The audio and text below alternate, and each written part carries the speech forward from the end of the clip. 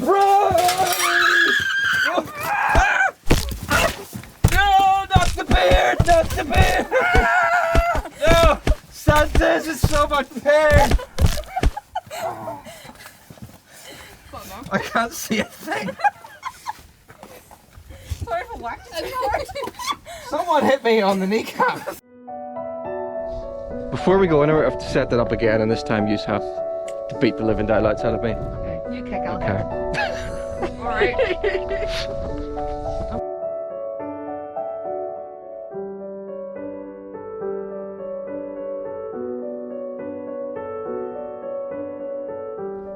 In about 20 minutes from now, I will either be surprising or scaring the wits out of Christine.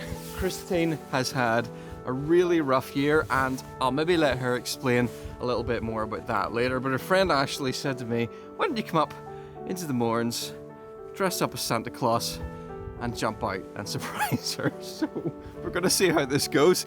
I've got 2 cameras set up. I've got this camera and I've got a GoPro set up over there, and yeah, I'm just standing around here in the freezing cold now, waiting to get the signal from Ashley to say that she's on her way. Is that too tight? What was that? I got a message. Oh crap, they're here. How's that? How do they look? They're coming.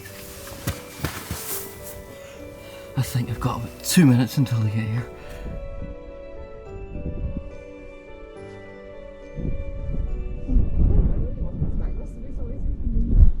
I don't want to end up in hospital again with a broken leg. I've had enough hospitals.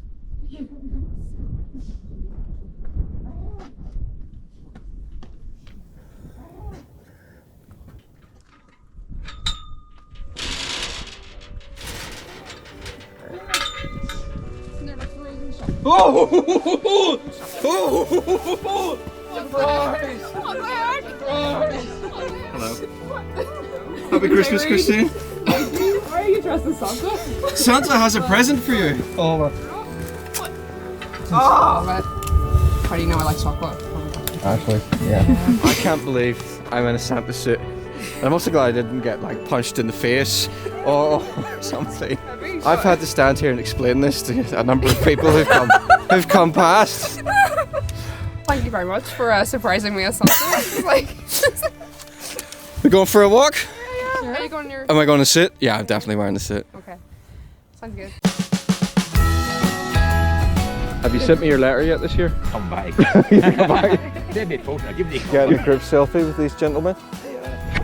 Just about to fly my drone. I've left my phone on the wall.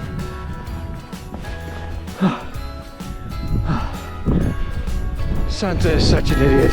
Jingle bells ringing in my ear. Jingle bell, a sound that's oh so dear. Frosty the snowman is all around town.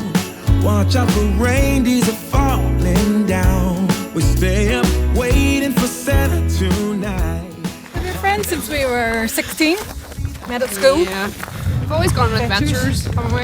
Adventure buddies, we called each other. You always said you'd never go up a mountain or Yep. hike. Because I hated it. Yeah. Hated being out of breath and unfit. But the only way of getting around that is to become healthy and fit. And to do it. Christine forced you out. Did. Just told a few white lies about how far we had to go and how bad the path was. I like the summits. And I like paths. Ashley's not so keen on the summits, but she's done a few. She's wanted to give up quite a few times along the way, but I've gently encouraged you. Yeah, so last year I started climbing all the Mournes. I've got 38 done. 2022 has been a roller coaster. Don't know if that's the right way to describe it, possibly. Yeah, that's in May time. I was diagnosed with breast cancer, so I basically found the lump thanks to Amber the cat. She got a lot of treats after that. Yeah, so she lies next to me in bed and sort of takes up the whole bed. If you have a cat, you'll understand. So I just happened to move my hand and I felt the lump. And I checked the other side and there wasn't a lump. I was like, oh, okay. There's definitely something there. So thanks to Amber, I caught it early. I thought, well, that's the year. gone downhill, can't do anything now. Yeah, so I had surgery at the end of May. I'll probably waited about 3 weeks and then I went up the Mournes again. You straight back out? Straight back out. That's what I'm like, a bit crazy sometimes.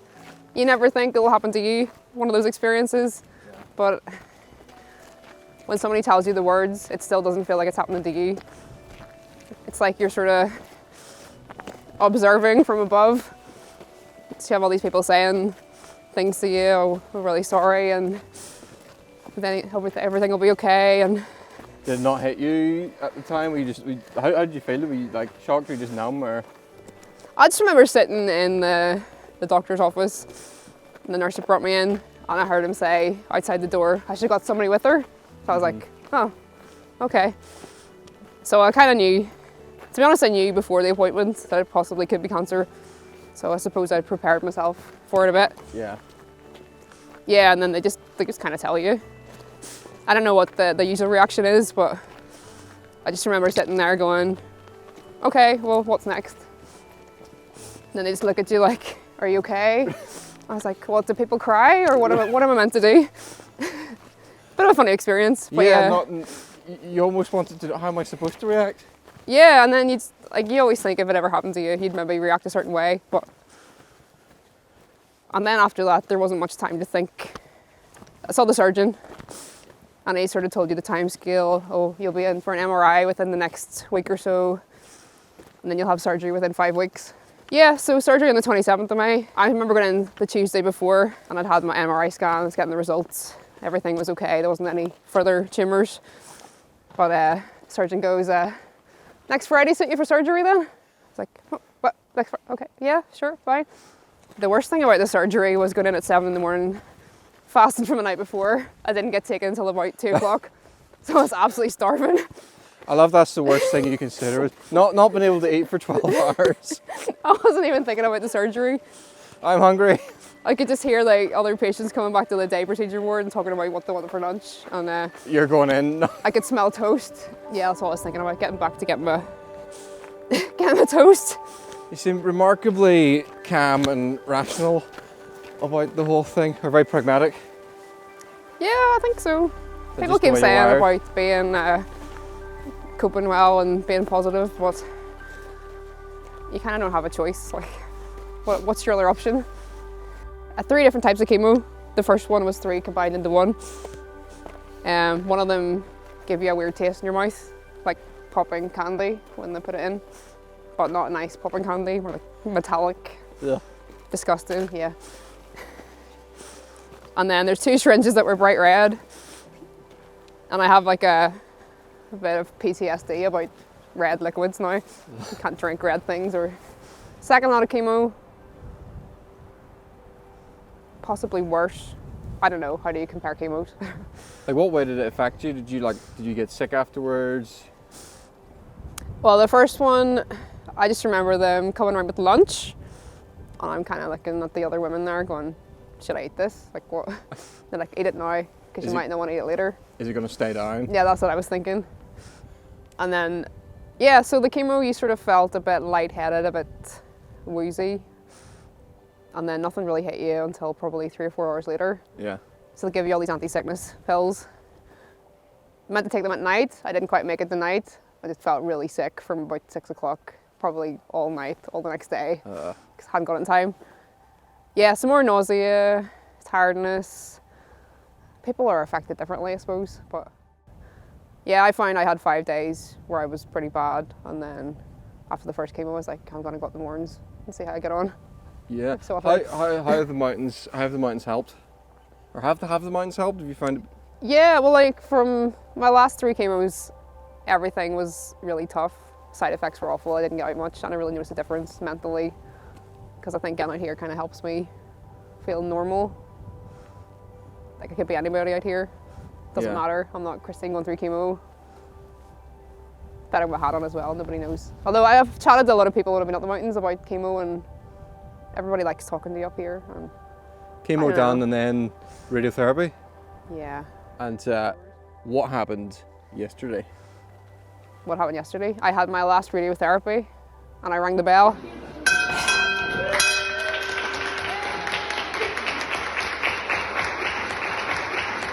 done with treatment, well, done with chemo and radio. I still have to get injections in my leg every 3 weeks till next October. But that's only a 5-minute. It's only a needle, it doesn't matter. You're tough Compared to everything else. Yeah. We're going up to these caves. Yeah. To the caves.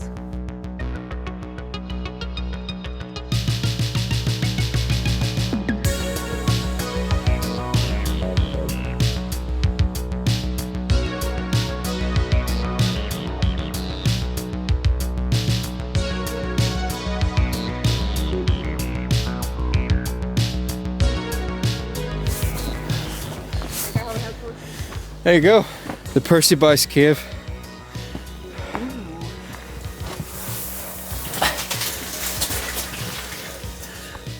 Santa is trapped in a cave.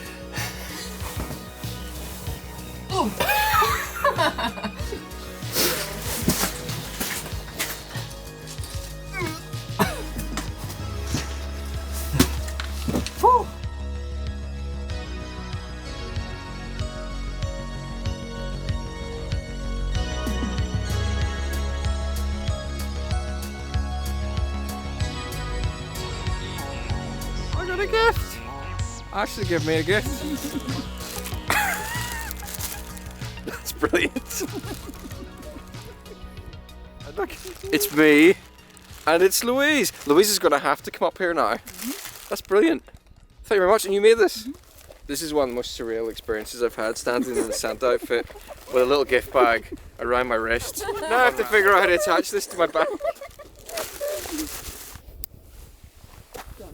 So you're hiking buddies, but you're also both creative. You made your hat, and Ashley does pottery and ceramics. Baby clay imprint, so yep, if you have a baby, see me.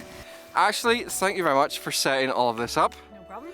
And Christine, it's amazing to hear your story, and hope you have a great Christmas. But before then, you have a page that you've set up, which I think everybody should go and visit. Do you want to tell us about the page? Yeah, so after my first chemo, I decided to do the Mourne Wall, because I'm mad, 2 weeks after it. So I have a page for Macmillan, if anybody would like to donate. It's still up and running. They help a lot of people out. They're going through cancer and yeah, they need all the money they can get, so it's a good cause to give to. Provided me with a free wig, which I've worn a few times. But yeah, they help if anybody needs advice or just someone to talk to, help with finance stuff and all aspects of cancer you don't think of until you're actually going through it yourself. Yeah. Go check out the page, maybe donate, and happy Christmas, and I'll see you all in the new year. Bye bye.